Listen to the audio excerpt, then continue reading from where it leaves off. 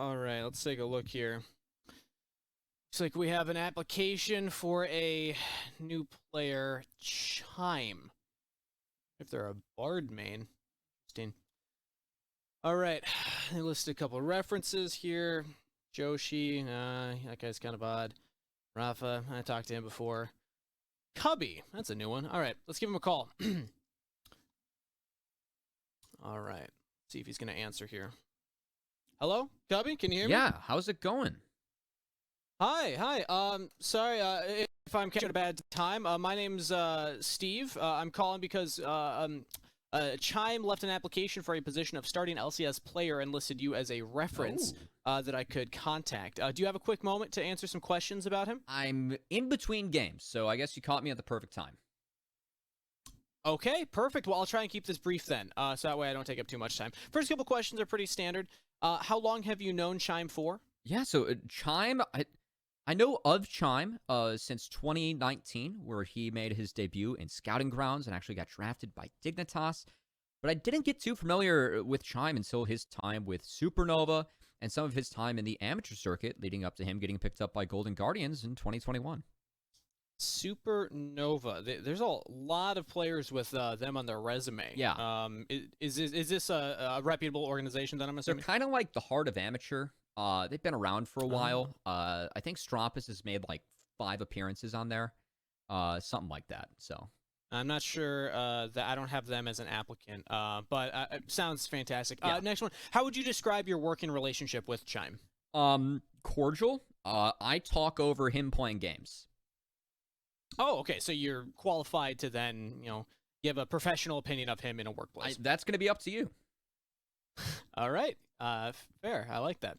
Now, Chime has applied to the position of starting LCS player.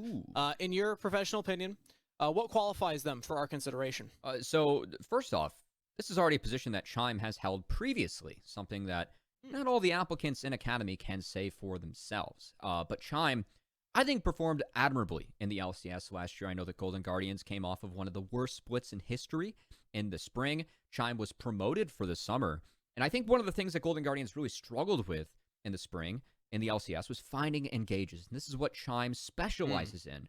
And we can see a lot of that even just from the last game that Chime just had. I know that references, they like to stay recent. So we're going to try and stay recent here for Chime as well. And I know that, you said that he might have been a Bard one-trick, but Chime just can't stop reminding us that he was actually a Thresh one-trick at one point, as rolling some of these highlights. Interesting. You can see these death sentences, they lead to death a lot. Yeah, I mean, I guess that kind of leads into my next question, but it sounds like it was recent. When was the last time you had a chance to witness Chime working, and how would you rate his performance? Like 10 minutes ago, and I'd say pretty good. Chime consistently is able to perform and find engages. I think it's something that he really excels in at the support position, and something that I want to see Chime continue to grow and develop as he tries to round out his play as well. Wow, you have a very clear way of articulating your opinions of Chime. I appreciate this. Usually these are much more casual. Well, you asked me to chime in, so I figured I'd do the best I could. Thank you for that. Now, next question. How does Chime perform under high-stress situations? I mean, there's nothing more stressful than being in the LCS, and I think that Chime performed rather well in some of those LCS games. Now, he just find himself in Academy, not always something that we look for in our players, but given how young Chime is and how early it is in his playing career, I think that Academy is a great spot for people to learn, keep on growing and evolving their game. And I think that we have seen Chime do this year and also show that he deserved to be in LCS at one point, as I think that he has been one of the standout supports, as this dual lane of him and Stixay from last year has been a very high bright spot for Golden Guardians Academy, as they are second in our Academy standings at the moment, much thanks to Chime and his play. Okay, wow. This is a really positive review then. I think we're already pretty much sold on this, but if we were interested in moving forward with Chime as an applicant, what's something that their future manager should know about them before we make that decision? Well, probably a buyout fee, because that might exist depending on the team that you are. Something else, though, Chime, this is more, personal, just chatting with him. Very cordial, always willing to, help us out on broadcast and help educate, the former GM supports that might have been the number one Braum in NA on how to play things that aren't exactly Braum, and also what's going on with their team. So Chime, definitely someone that's very well respected in the community. He's always been known as a great teammate. I think we see that quite a bit as Golden Guardians continues to come together as an academy squad in our league this year. Has anybody ever told you that you have a good broadcast voice? No. I feel like you have a future here. Nope. I you know what? Like I said, I just picking up the call and trying to help out a friend. All right. Well, thank you very much. And your name was Cubby, correct? Yeah, it's like, a little bear. Okay. Well, thank you so much for your time, Cubby. I appreciate it. And with that said, we're going to send it back to the casters to get us ready for game number 2 of this series. Welcome back, ladies and gentlemen. Cubby, I heard you were taking a call during our break time. I was trying to get you notes about the game. Yeah. Are you okay? Is everything all right? We're good now. I just, had to refresh there as Okay. the T drives us here on the broadcast, and glad I could at least share some of the positives of Chime, and I thought that he had a nice game there as Golden Guardians Academy. Big story for them is just them turning that around as a team. I think their late game calls really good, showing some of that veterancy, the fact that 4 of these players have been in LCS before, and I think that really showed in how they played out that game. Yeah, and I think we should get Kangus's opinion on this. As I'm curious, where in the hell is he? I just saw him in the green room, and then he dipped into an office named Steve the Recruiter. We have but a green I room? don't know. I don't know what that all is. I have a green about. screen, not a green room. Yeah. But Rafa, I'm right here. Oh, I'm hey. right here, man. I've been here this whole time. I've been enjoying the show. Sometimes you just want to be a witness. yeah, but why did you dip into the room backstage though? No reason at all. I'm just I had to go check on something real quick. Send out a quick tweet. But anyway, that's game 1 of the series. Like, that was about 25 minutes of like back and forth, not much happening. Immortals getting a slight edge here and there, and then one Baron play. I want to go over that and get our thoughts on this series of events. The teleport from Immortals Academy from Pretty before getting the package. Yay or nay? What are our thoughts on that one, Kelby? I'm going to throw this one to you as our color caster. Do you think that was like do you like that kind of aggression? Do you think that was a mistake and they should have indexed into the dragon instead? I would have rather seen them save the teleport for getting Pretty back out onto the map with the package. And I think that they should have just went for the dragon. We were teasing it before. We felt like it was the only comeback mechanic for Golden Guardians Academy. If Immortals are able to get control of that river, they can get rid of the chokes. Or I should say the flanks. They can hold the chokes with the poke that they had on the Corki. And they have to be careful in that comp because we saw the damage that one kill over to Stixay and one of those resets for Jinx to get excited. All of a sudden, Jinx becomes powder. Stixay is able to rip through everyone on the Rift. And it ended up being a really nice win for Golden Guardians. And I think a lot of that credit goes towards them having level heads in the later stages of the game. I think they played out that Dragon and Baron, the series of events there, rather well. And that's why they ended up coming out on top over Immortals.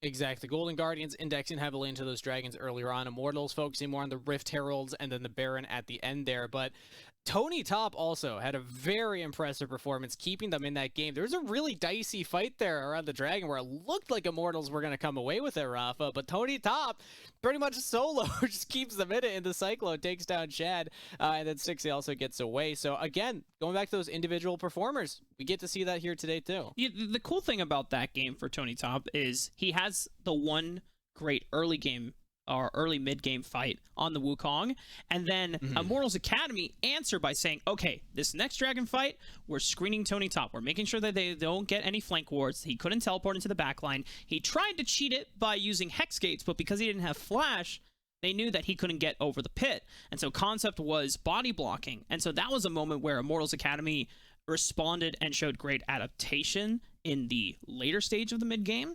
But then by the late game, Golden Guardians once again punish and then are able to respond back. So I think looking at this game overall, there's a great series of adaptations between both teams while the game was going on. And that is where I think the really driving points of like character development and just player development overall gets to be displayed on full here. Exactly. I think it's a good day. It's a good showing for the team where now I think On different days of broadcast, we've highlighted individual players from Golden Guardians across the board. All of them have had moments where they've stepped up and been that key factor, Cubby, where they actually were the difference. But I'll let the two of you talk more about that as we're getting into the next game, because Pick and Ban is now ready. So I'm going to pass it back to Rafa on the call for game number 2. Appreciate you, Kangas. And I checked Twitter. You didn't rate any new tweets, so you're a liar. So I still don't know what you're doing in the backstage. But anyway, Golden Guardians Academy. They're going to be taking red side once again. Immortals Academy, blue side. I don't suspect much of the first round of the draft to really change up here, Cubby, because I think Immortals Academy were content with the scaling that they had on their side in the first 3 picks of Gwen, Aphelios, and Leona for the 3-man core. Same thing with Golden Guardians. I think the only thing that might change is once you get to the second round of ban phases and try to eliminate some of the things like the top lane pool of concept, no Urgot, or maybe if Immortals are fearing the Tony Top Wukong special, but they would have to drop something, either the Camille or the Ahri. Honestly, if Immortals ran back that draft, I wouldn't be that mad. I think that both drafts for each team had some good elements to it, with Golden Guardians having a lot of trigger pull into a comp that was going to have a lot of poke, and then Immortals having ways to deal with the flanks and try and keep people off of those 2 big carries. If I was going to make any swap, I might put more priority on the Jinx instead of the Aphelios. I think that ended up being one of the big issues with Stixxay being able to match some of that range, outrange the Aphelios, and just be kept really safe. I think that Jarvan Thresh is a really powerful combo, and whenever you give that over to the side of Golden Guardians, or any team, I should say, in Academy, that's where things get funny, and I think IMT is recognizing that and getting Joey on his Thresh and taking that away from Chime, who, keep in mind, is now 8-3 on Thresh. That is his most played across all levels of play. Joey is actually 3-0 on the champion as well. He's looked really good on this. So this is where we're starting to see some of the adaptations in the draft, and it's actually going to net Tony Top potentially his best champion so far this year, which has been the Gwen. Other change here in the draft that came out, wasn't expecting this. Lulu was the 3rd ban for Immortals Academy instead of the Renekton. So the Crocodile is available if they want to lock in something for concept right now during this first round. Come on. Come on, Mark. I know, but with Gwen being taken away, I don't imagine that unless they flex it over to Iconic in the jungle, that we're going to be seeing the Crocodile anyway at this point. They take away the Jinx, knowing how strong and great it was for Stixxay, picking up that Quadra kill to win the game and end our first half of the series. But they still have the Aphelios with the Thresh, so he has a lot of safety. But note here, second round of bans.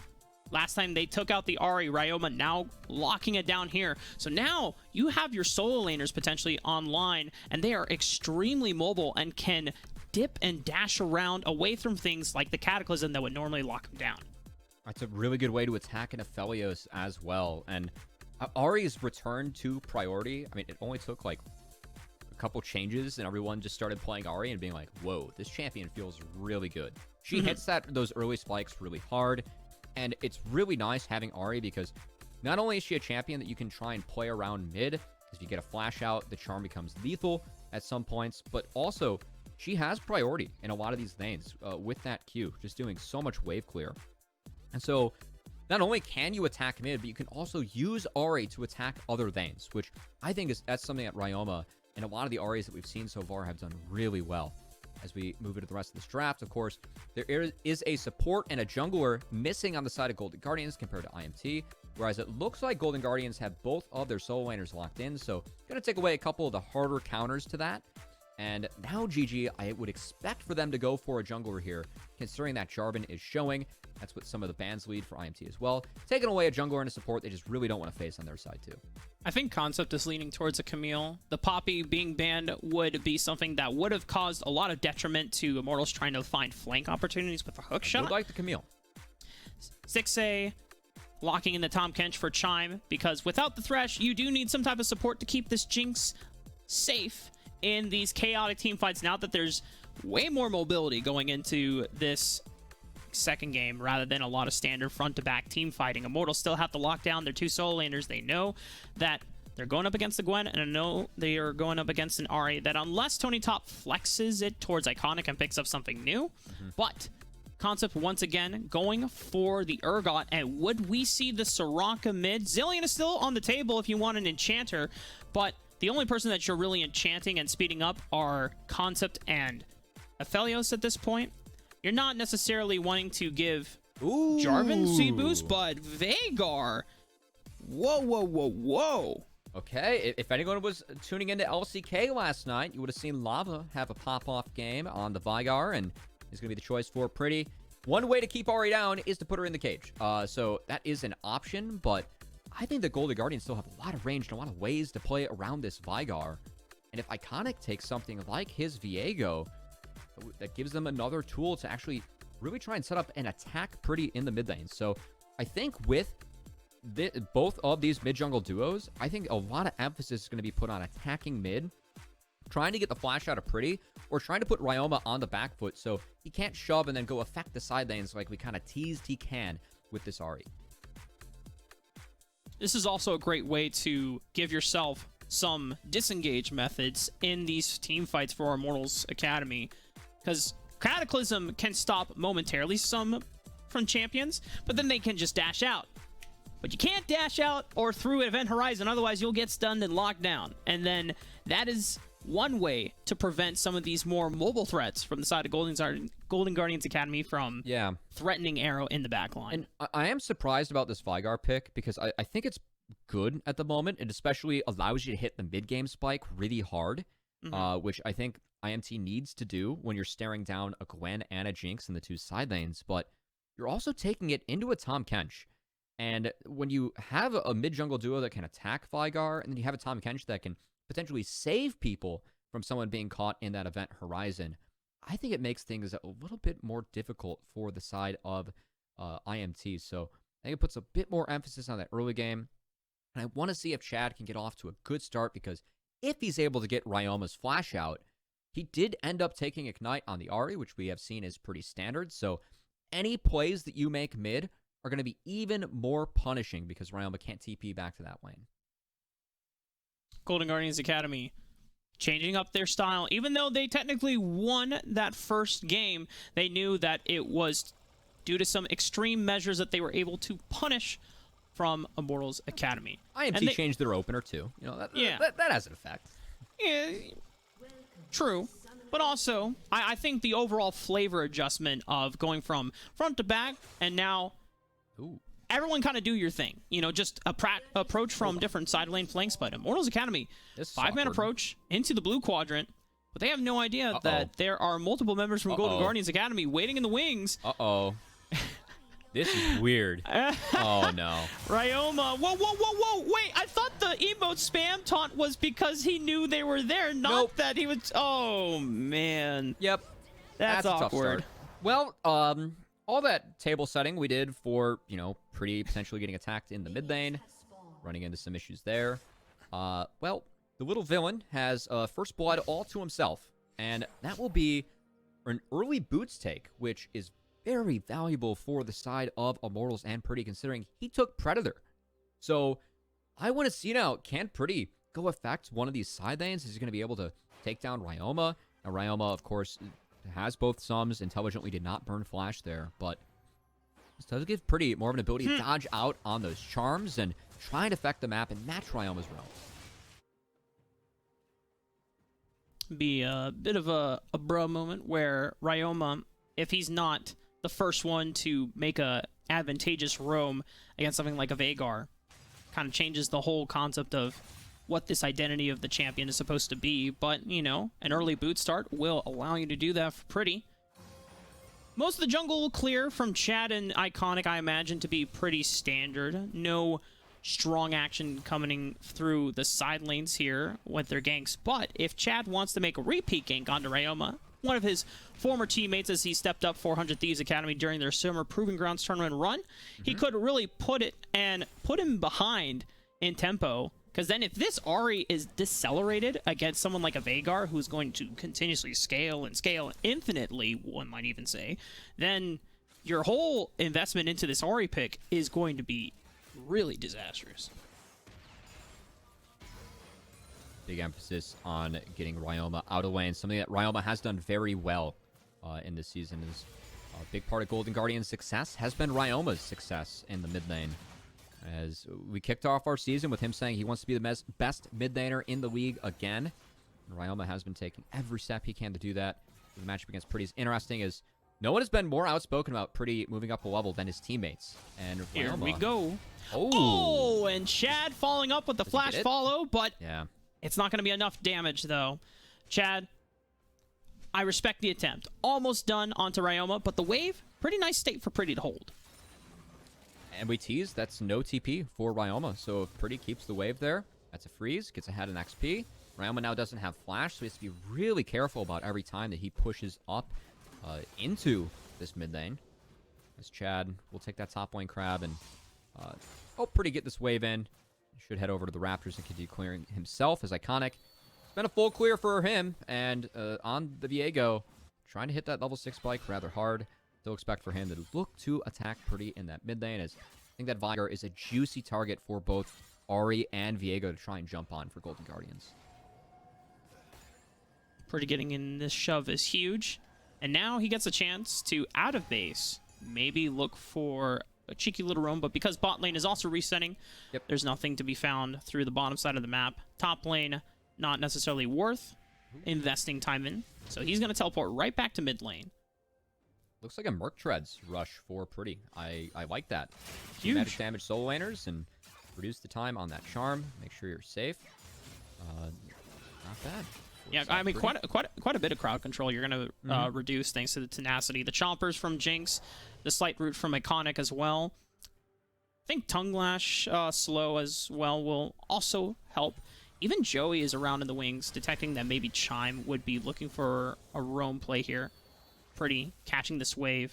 Curious to see if he wants to hold this for a little bit of a freeze. Once again, Ryoma has a chance to get some vision control. It's just a control ward in the river. Maintaining eyes through this side of the map, making sure that Chad cannot find an easy access to Ryoma through the bottom side once again. Another slow early game, but it is Chad who did make the first move and ended up being okay, as Iconic's just hovering to make sure that Ryoma can get this in, and we'll find Chad. Gets the root down. A lot of burst damage down. Chad already now using his main gap closer as an escape tool. Can no longer act up on the play that he and Pretty were planning to lock down Ryoma while he still had no flash available. So Iconic now doing a great job of protecting his mid laner while that summoner spell is down. And now Iconic might be working his way towards the bot side, as Arrow has yet to base. And Golden Guardians might be looking to attack this as Ryoma has 6. Here comes Great the move. timing. I hope Immortals Academy have punged that Ryoma is missing. Dark Passage. Oh, but it times out because Joey has to flash away. Didn't take it in time. Arrow trying to flash on forward and take someone down under the tower, but 4-man versus 1. Gonna be way too damn difficult. Golden Guardians find 1.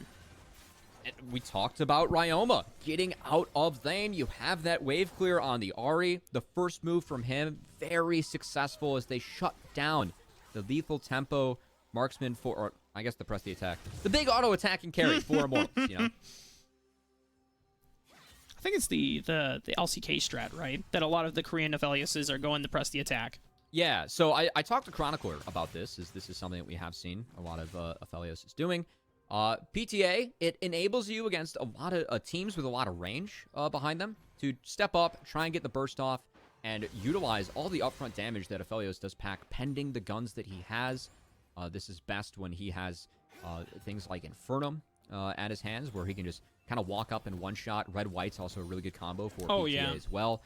So going to have to be a little bit more looking out for when Arrow decides to use what we expect to be a Gale Force forward and make sure that those trading patterns with Aphelios, it does a surprising amount of burst damage. So something that we're going to have to keep our eyes out for as this game goes on. You know, it's been quite a while since we first saw aggressive Aphelios play in LCS, thanks to that one play from Danny where he Gale Force flashed forward onto someone and took him out with, I think, a Gale Force collector build. But now everyone's doing it. I love these aggressive, fully Chad mindset of Aphelios play. Not staying in the back line with shield bow. You gotta go forward, try to assassinate someone. It also helps if you're Berserker and you have 2 Enchantresses in your back pocket. That's always nice. You know what? That doesn't really help my narrative here. I just want to focus on the Chad gameplay of Aphelios. Now, Chad, speaking of which, Ryoma, he sees him in his targets. He knows his former teammate, still no flash available. Cataclysm is damn easy. Pretty sends him back to the graveyard with that Primordial Burst. Good answer from Immortals. As you can see, that ult and flash are now up as Ryoma is in the death chamber, but neither were available for Ryoma with that mid lane gank. So some good timers from Immortals. Love to see some of that textbook League of Legends. That's easy to track, right? You type the flash timer in chat, you're good to go. Now, the rest of the Golden Guardians Academy, this time around, they're not necessarily on this timer where they have to be proactive early. They have far more scaling threats on their side, so they can take things slow, but that doesn't necessarily mean that they should just be passive and roll over and allow Immortals Academy to be the ones that are gaining these advantages. The game is all about trying to find responses to these threats and moves that Immortals Academy are making right now. Setting up vision control in this Rift Herald could be one where the dragon has still not been taken by other team. And it looks like Golden Guardians are looking to attack the bot lane again, but there are 2 control wards set up by both Joey and Arrow as Concept. Fear Beyond Deathland, still That's needlework coming. available from Tony Top. Chad comes here, flag and drag onto Tony Top. No flash available. Skip and Slash might be able to escape. He tries to go for it and cakes out Concept before Chad takes him down. Bit of a mistake from Concept, stepping back up, gifts one over to Tony Top, who has been really good on the Gwen. In 13 plays, is 10-3 across all levels. The Golden Guardians have been doing that World Tour, but I teased the GG. We're looking bot to punish. This time around, IMT respects it and responds appropriately.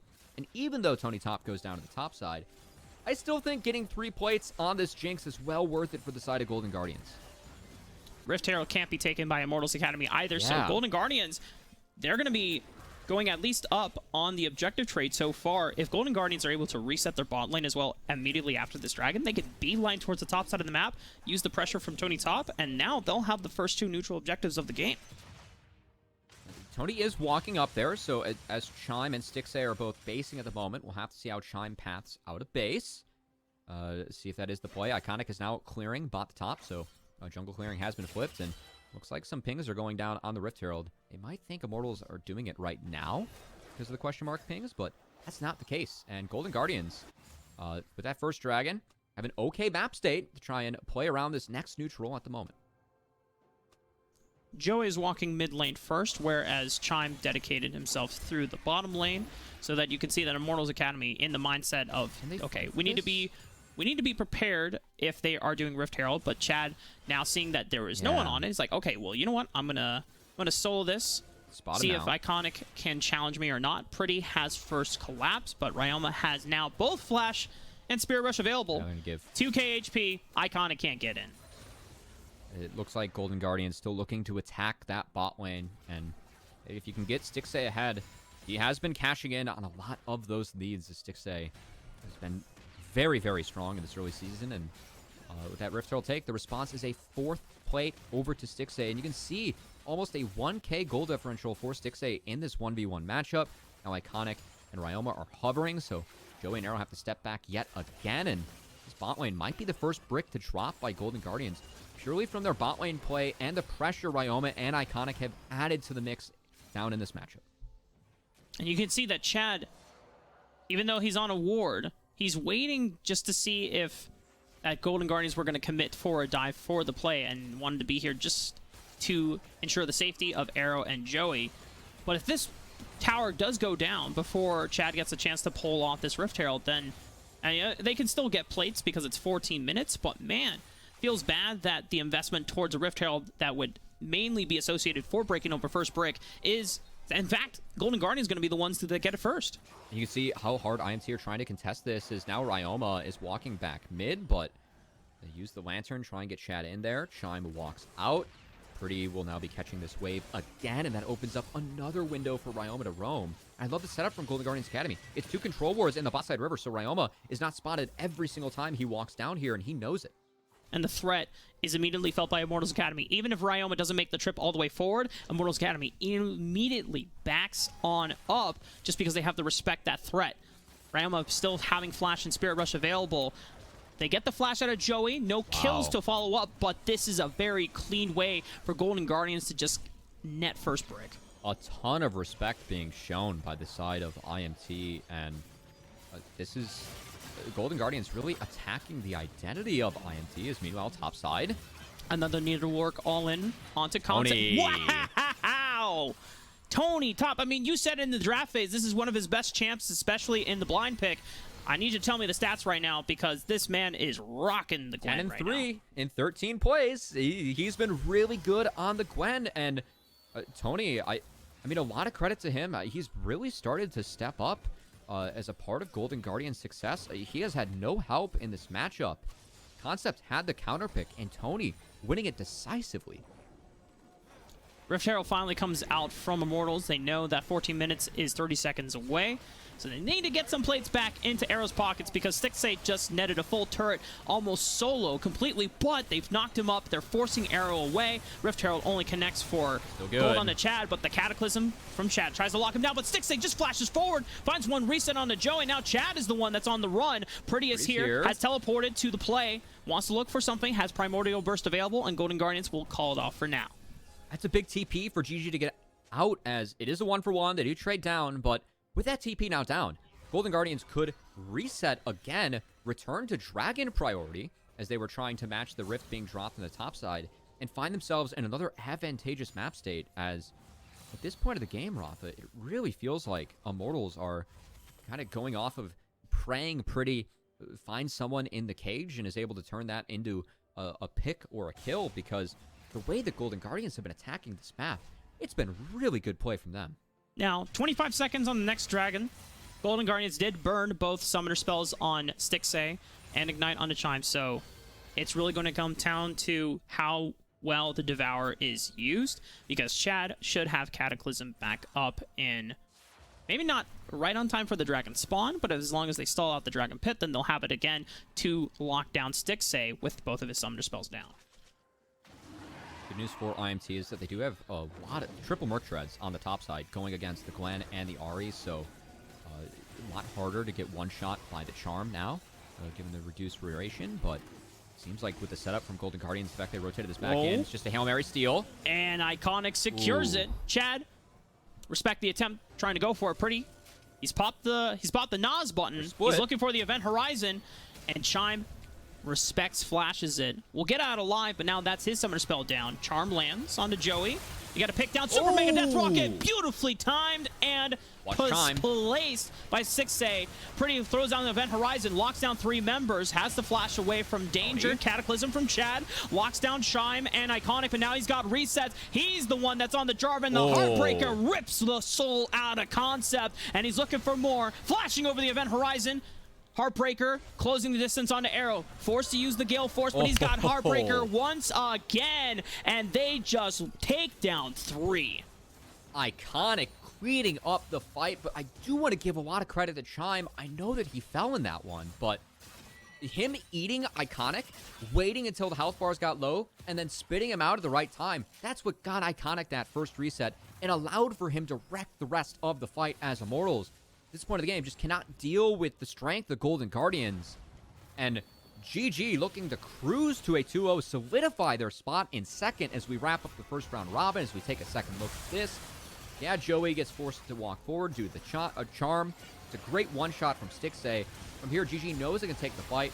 And look at this eat that Chime has onto Iconic. This is what saves him, enables him to get this first reset on the Chad. Chime goes down, but it's well worth it, as he gives the reference check to Iconic, says, you know, this guy's worth my life, he's worth my time. Ends up taking, ensuring that GG and Iconic can wipe the rest of this fight. Some nice Viego cleanup coming out from Golden Guardians, and this mid-jungle duo for Golden Guardians really starting to emerge and improve, as this team having quite the glow-up in our weeks 3 and 4 of Academy, Rafa. If they win this game, they will be 8-2 in their last 10 games in the last 2 weeks.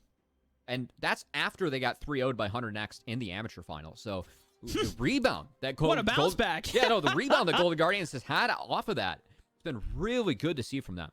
I mean, sometimes what you really need to shaping you up is, you know, getting your butts beaten. right? By a team that... By a 15-year-old. Yeah, literally. General Sniper is cracked, and it is no question that... No secret. Yeah, 100 Thieves next. Once we see them proving grounds, not if, when. We're going to see how well they stack up against the rest of the Academy teams, but Golden Guardians Academy, this overall roster has benefited and flourished from all the reps that they've gotten. The World Tour you've mentioned multiple times, in Amateur, lock-in, in addition to Academy. Golden Guardians Academy is solidifying this identity here. And the rest now, it's all down to Immortals Academy in this game, because we already talked about Golden Guardians Academy. What do we mean for them to win this game, solidify their position at the top 2? Immortals Academy, they want to be on the top half of the soup that you mentioned before, where everyone is 8-8. They don't want to be on the bottom end. They want to be on the top of the mixture, because if they're in the bottom half, then they're clumped up with FlyQuest and TSM, who are struggling right now. And Immortals Academy want to separate their identities from that side of the map. Mark, I feel like Mark Z was the one who, figured out the soup. So, now that he's with us this week, got to bring it back. Apply it to Academy. Check him out on stream, too, with Pastry Time. They're doing a great job. Yeah, twitch.tv/FaceTV for the other games. But returning to this one, Herald dropped in the mid lane. Another turret netted for Golden Guardians Academy. And they extend this gold lead to more than 3K as IMT cannot answer Tony, cannot answer Ryoma, and don't have an answer for what Golden Guardians is throwing at them at the moment. This is the flourishment of what this composition wanted to be. Ryoma, mobile threat on the RE. It's hard to lock down or answer in a side lane by yourself. Golden Guardians, the rest of Tony Top as well. On this Gwen, similar position. And so Immortals Academy, they rather be grouped up in a 5-man situation where they can help protect themselves from all sides of these flanks with all these tools combined. When they're split up, they're a lot easier to pick off. Now, comeback mechanics for IMT. Pretty, just base, does not quite have enough money for that death cap. Death cap second. Usually don't see it, but on Vygar, you do get some extra AP ratios and AP from that passive. He is at almost 200 stacks, which is a little bit low for the Vygar at this stage of the game, but of course IMT has had some trouble. Pretty is the one that has been the benefactor of Ryoma's oftentimes roaming and hovering bot lane, so he is rather fed. We're going to have to see if Pretty can find a big cage, try and take down someone as... Okay, that's at least a little bit of a chunk on the Shine. We'll heal back up. Oh, huge charm from Ryoma. Chunking out Chad, and that's the flash down. No Cataclysm available. He finds the last Orb of Deception, but pays for his life. Primordial Burst from Pretty takes him out, but the resets are coming in hot from Golden Guardians, and this is looking a lot like Game 1, where Stixay just ripped through the entire squad of Immortals Academy. Dodges out on the event horizon, doesn't have to burn the cleanse or the flash. Maintaining that summoner spell advantage will be important to make sure that this Jinx can rain down that terror. And the rest of Golden Guardians, they put themselves at soul point. Credit to Joey with the play that actually brought Ryoma into the event horizon and made sure that Ryoma got one shot, but it's still the strength of Golden Guardians is just too much for the side of IMT to deal with. And now it is soul point for GG. No signs of slowing down this game. And I know for this team, it feels like a weird ramp up because the start of what is looking to be this 8-2 streak from them was them destroying C9. And this was the C9 Academy on one day of practice. So it was a weird game for us to be a part of because, we weren't exactly sure where C9 was. Yes, Golden Guardians just absolutely murdered them in those games. It was like 2 23, 24-minute wins. And we were kind of like, you know what? Like, C9, are they just that bad on one day of practice, or is it really GG stepping up? And since then, it has really been GG kind of answering the call. I know that the 2 losses they had were one game to FlyQuest, and then they split the series against COG, the team at the top of our standings, but now they're looking at a 2-0 over TSM, bottom of the standings, but a 2-0 over IMT kind of assures me that, they really are a team that are starting to come up, starting to show some of the improvements, and it's something that we do expect out of this team, having 4 ex-LCS players a part of it, but still good to see them start to come together and put some of that good play to the test as we're starting to see more of that in Academy. Yeah, or at least, ex-LCS experience as, Chime and Iconic, Iconic had 1 full year, Chime having a split. The rest of Golden Guardians Academy might find a window onto Pretty. Gets out with a Dark Passage, keeps himself alive. Still had Flash available and Teleport if he wants to split on the other side of the map. But this Baron being up does make Immortals Academy a little anxious right now because they don't want Golden Guardians to get one more tool that would allow them to surely end the game off of a next successful fight. But the soul point up in 3 minutes is also another point of concern for Immortals Academy. They need to control both sides of the map, and it's a little difficult when Tony Top and Ryoma are this far ahead. Oh, but wait a minute. Stasis onto the Death Sentence, flashing out of the event horizon so he doesn't get locked down. That's a Summoner Spell down on the mid laner for Golden Guardians. I think an intelligent use of both of those subs from Ryoma was called out on the corner. We stay able to sidestep both. And it is at least something that IMT could look to attack as this next dragon, I think, as you highlighted, Rafa, something that IMT sorely needs as they continue to fall behind and pretty. Oh, might go fishing. Ooh. You know what? He has the lucky skin. That was not lucky. He knows. A 4-leaf clover did not bless him in that moment there. Ryoma still had Spirit Rush, but if he finds the event horizon, then he is locked down surely. And at this point, with the death cap completed, you already pointed out, I want to get a quick AP check. The next time we hover on Pretty, I want to see what his AP number is looking like because... Oh! 647? That's 240 stacks. That's, I would have been close to the guess. Anyway... So, I'm trying to now. Well, you know what? I've learned last time on Thursday's broadcast or Wednesday's broadcast. I'm not going to do math because I don't know what the AP numbers on Primordial Burst. I know it's big, but I'm trying to see at what point, what is the break point for Vigard to just one-shot someone without any damage, just like 100-0 off of Primordial Burst here. Well, part of the damage is an execute, so you know, you got to get him at least low, but the full combo is what you're looking for with the one-shots, and I think importantly enough for the side of Golden Guardians, they have some ways to deal with that. It's Azanya's for Ryoma. Iconic has a way to at least go unstoppable or be invisible. The only member that could get caught out is Stixay, and Stixay has Chime and also has Cleanse, so I think this is what we're going to be looking out for as we approach this next Dragon, Rafa. We are 1 minute away from the Infernal Soul, and Immortals, credit to them, they are losing push in that top side. Ryoma actually has to walk down because he doesn't have TP. And this is going to open up a window for Immortals to try and really attack the side of Golden Guardians as they get a big ult out of Chime and are trying to get this mid tower for themselves. 6A still has Cleanse and Flash, but no Devour available. Yeah, so if he's not careful about where and when he uses those to reposition in a team fight, Pretty can catch him out with an Event Horizon, or Chad can lock him down into the Cataclysm. So this is now huge. No ultimate ability available. The other thing, too, is that could be another person that they could lock down that will not be saved by the Devour. And credit to Concepts. Got the bot push, took that tower, so a small objective bounty, and IMT have gotten such good control over this dragon that it's forced Golden Guardians to say, screw this, we want the big purple worm. Immortals Academy will secure the dragon away, but now they're like, okay, but who do we dedicate to actually securing the dragon? We need all 5 members to make sure that we can fight them in the aftermath of this Baron being taken down. It's already gone. 2k HP, 1k HP. Iconic has secured it, and now Immortals Academy, they're now fumbling, trying to get out of this choke point. Ryoma dashing out of the Event Horizon. I wonder if Iconic wants to look for something with the flash here, but there's minions in the way. It's going to deter them. And now Immortals Academy beelining back over to the Dragon.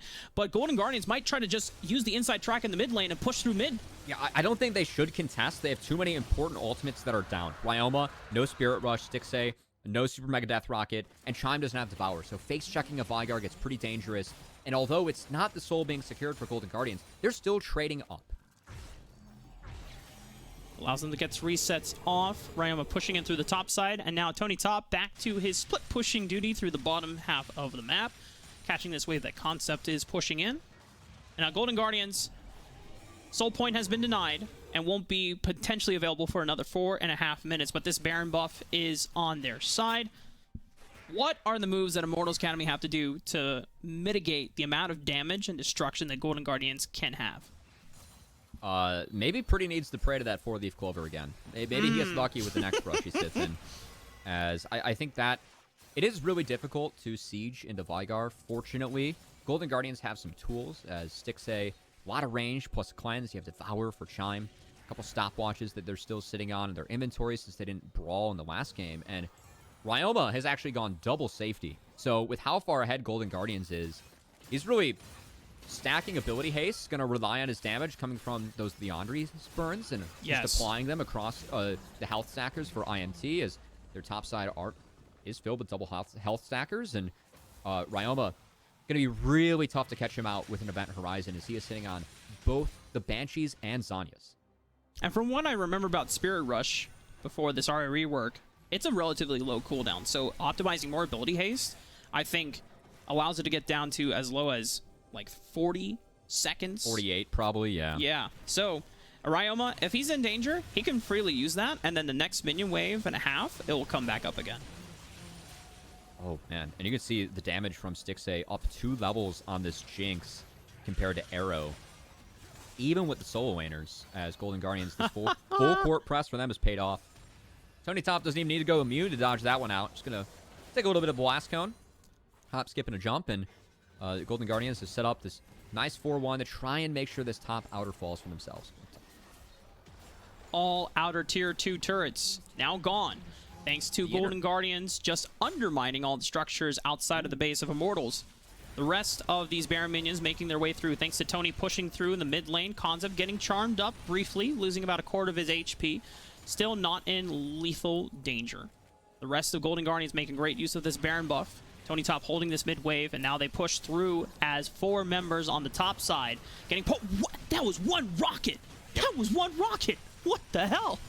Stixxay is really fed, and this is why being up 2 levels matters so much. Is Chad Super Mega Death Rocket? Stixxay flashing forward. He doesn't feel threatened by the rest of the members of Immortals. Pretty trying to step forward, looking for the Primordial Burst, but he has to flash away because Stixxay is just unstoppable right now, and he is hugging the left wall, dodges out on the event horizon as well. Great positioning. He's just hugging every single nook and cranny, dodging out on any crowd control, but a lot of burst damage coming out from Immortals. Answer back. There's a teleport flank coming in. Pretty. Oh, no, it's Concept looking for that flank. Doesn't have Fear Beyond Death available, but looking for any stragglers. Ryoma is the person he's looking for. Dead. Charm does not land. Choi flashes away. And Immortals, they lose a lot part of their base, but they don't lose the game. And Stixxay and Golden Guardians push really hard there. And I think Concept surviving with that sliver of HP somewhat saves IMT from their Nexus falling on that push. Golden Guardians will have to reset and regroup to try and take this Infernal Soul, so we might have a rinse and repeat of another team fight again, but the confidence behind Stixxay, knowing he's up those 2 levels, knowing he had Cleanse and Flash, plus a Devour in his back pocket, he was able to push so far up in that fight, and man, was he pumping out the damage. Chime will have Devour available for this next dragon, but Stixxay won't have Cleanse or Flash. Yep. Something for Immortals Academy have to punish on, because once again, we're at Soul Point. A teleport early from Pretty to gain and net mid lane priority allows them to be the first ones in this river. Another bounty. I love the bounty sound effect. That's it really is a dopamine rush. Yeah, it's a nice one. Immortals picks that up, and credit to Immortals again. Full control over this bot side river. Really tough to face check a Vigar. They're taking advantage of that and making it very difficult for Golden Guardians as Tony Top pulls the wave very far up, assuming that IMT is grouped up as 5 in this river. And this might open up an angle for Golden Guardians to try and attack the bases. As you mentioned, Rafa, they knocked down a lot of structures, and we're going to get a really weird map state now as the sides are flipped. They lost the inside track. Like, wait, we got to protect our base. Charm will land. Chad losing half of his HP. Seraph Gage also popping the passive, and they're just going for it. They have a little bit of minions there and just need to tank it. And my goodness, Immortals Academy can't get into the front. Golden Guard is saying, listen, we're just going to take the base. We don't even need to interact with you. And they just run it in. 2-0 for Golden Guardians as they finally turn back around, clean the full ace. Oh my God, what a way to finish. Golden Guardians end up taking the inside track in that game too. The inside track to second place in our standings as they have solidified their spot there. And even CLG are going to need to win at least 1 game to hold their spot, as Rafa still can't get over the fact that we just had, is that like an Australian finish? You know, there's just some side swaps going on. Little footsie daisy. That's one of just those moments where as Immortals, you're like, okay guys, we're preventing them from ending the dragon, we got this. And then Golden Guardian's like, we don't need dragon, you just gave us a free access pass to your base later. And then Immortals are like, oh no, our base, we left it alone. And it's like when you leave the house and you forgot to turn on your security system, and then now you have nothing to protect it from just getting absolutely raided. I was thinking of like a fast pass from like Six Flags, just like skip the lines, go straight to the ride. I feel like that's what Golden Guardians did. That works too. Yeah, you know. I don't know about evolving security systems here. Then again, well, Immortals, most of theirs were deactivated, and Golden Guardians took full advantage of that. Their security system left the base, Cuppy. No one was there to protect it. Well, I'm sure that Kangas will definitely have some things to talk to Golden Guardians Academy about when we come back after this break, because Kangas will be interviewing one of those victorious players. So make sure you stick around.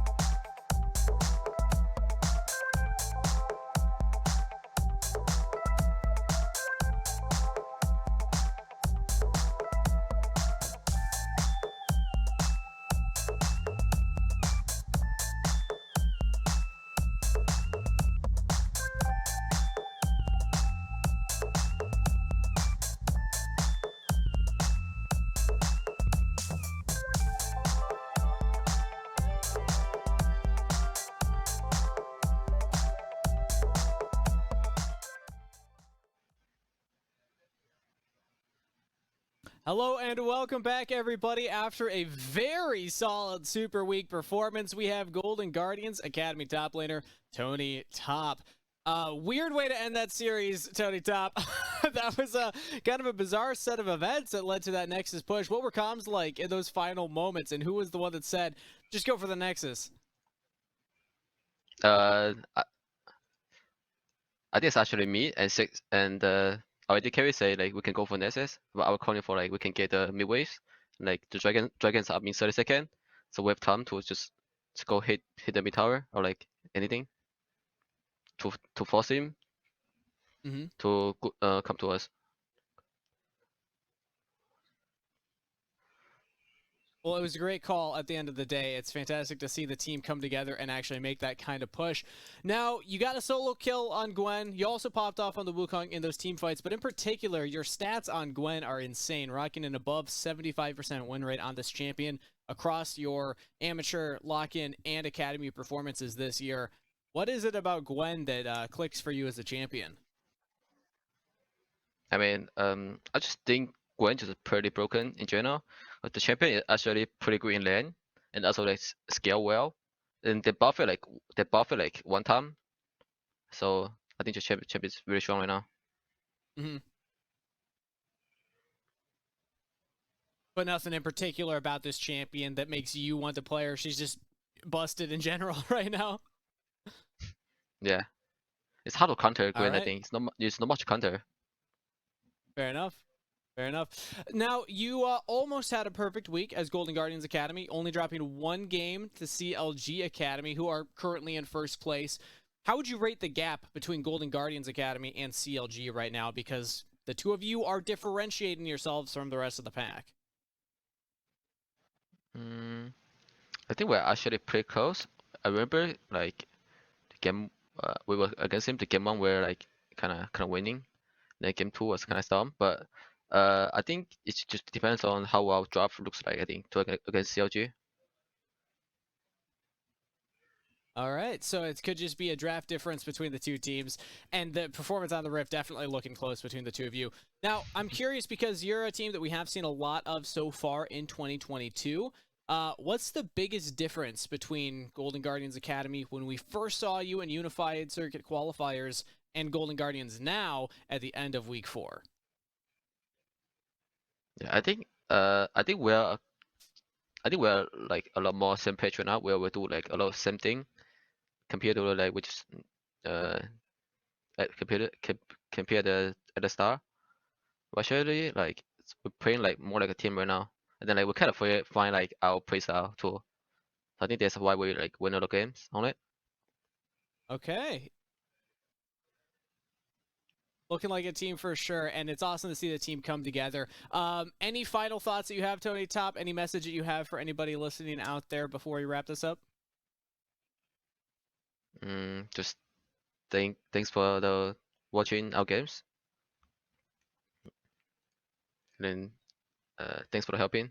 That's a good message. And I like that. Support the Golden Guardian. Yeah. And we'll keep supporting you throughout the rest of your time here. Congratulations on a very impressive performance this week. And with that said, we're going to send it to a very short break before we're back for Series 2 on the day.